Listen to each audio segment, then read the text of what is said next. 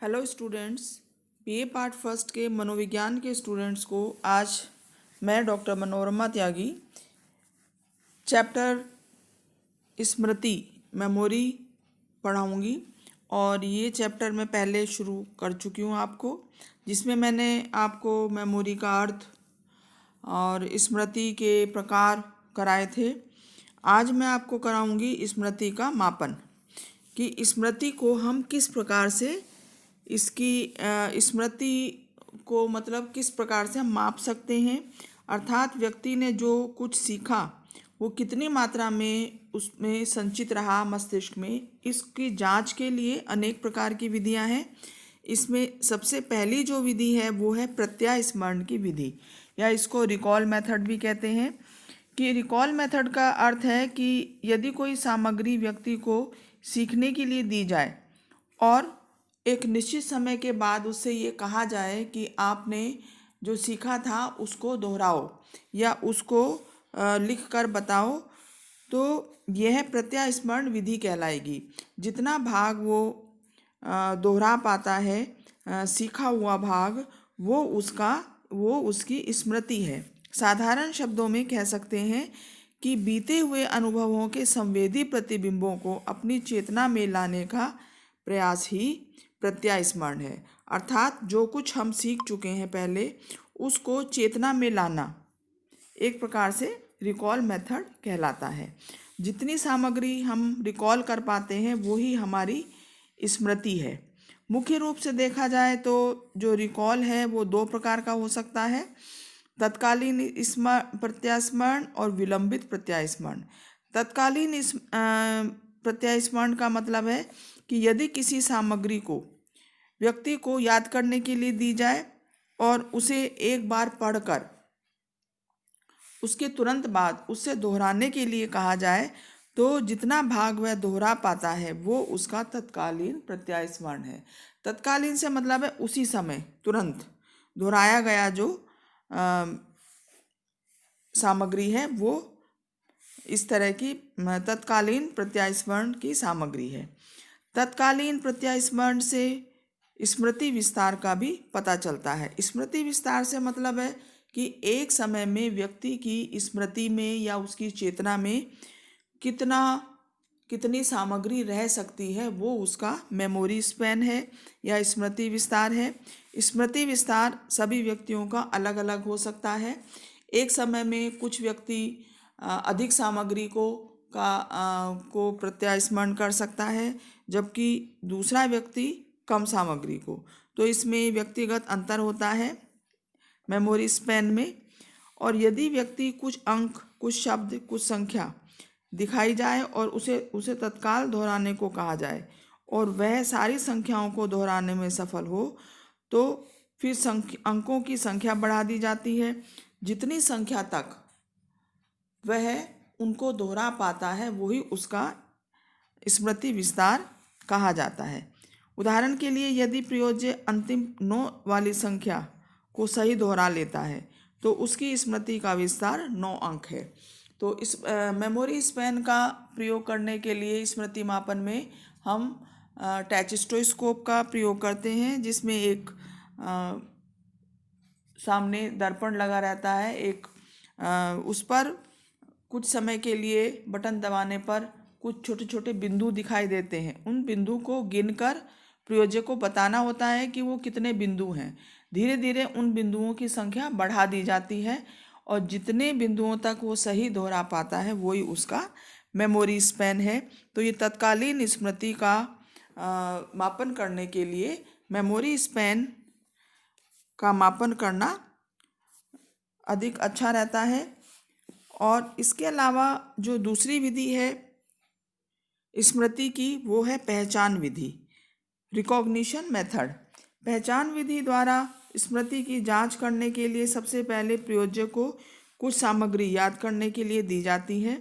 उसके पश्चात इस सीखी हुई सामग्री को नई सामग्री में मिलाकर प्रस्तुत किया जाता है और प्रयोज्य से इसकी पहचान करने के लिए कहा जाता है। मान लीजिए उसको हमने 20 शब्द याद करने के लिए दिए और जब वो उनको याद कर चुका होता है तो उन 20 शब्दों को हम 100 अन्य शब्दों में मिला देते हैं और उससे कहते हैं कि इसमें से वो 20 शब्द पहचानो।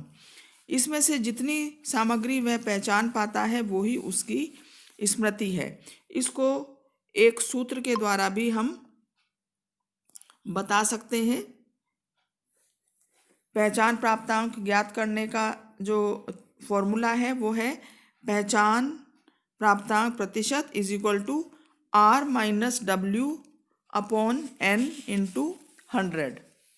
यहाँ पर R का मतलब है, R का अर्थ है प्रयोज्य द्वारा पहचाने गए सही शब्द पदों की संख्या, और W का मतलब है प्रयोज्य द्वारा गलत पहचाने गए पदों की संख्या। N का अर्थ है यहाँ पे नए व पुराने पदों का कुल योग। तो इस फॉर्मूले के आधार पर हम किसी भी प्रयोज्य की जो पहचान प्राप्तांक प्रतिशत है वो हम निकाल सकते हैं। सीवार्ड ने पहचान विधि की आलोचना की है। उन्होंने कहा है कि कभी कभी प्रयोज्य पदों की शुद्ध पहचान ना करके केवल अटकल या गैस लगाकर अंदाज लगाकर पदों की पहचान करता है। और आलोचना में यह भी कहा जाता है कि प्रयोज्य पदों को कितनी शुद्धता से पहचान करेगा यह सीखे हुए पदों और नवीन पदों की समानता पर निर्भर करता है। अगर हम जो सीखे हुए शब्द हैं उनको जिन शब्दों में मिलाते हैं वो उसके समान शब्द हैं, जैसे वेजिटेबल्स के या सब्जियों के 20 शब्द याद करने के लिए दिए और उनको अन्य वेजिटेबल्स के ही अन्य 50 शब्दों में मिला दिया गया तो समानता होने के कारण पहचानने में कठिनाई होगी। और लेकिन अगर जो मिलाए गए शब्द हैं वो बिल्कुल विपरीत हैं तब पहचान जो है वो बढ़ जाती है। समानता जितनी अधिक होगी पहचान उतनी ही कठिन होगी।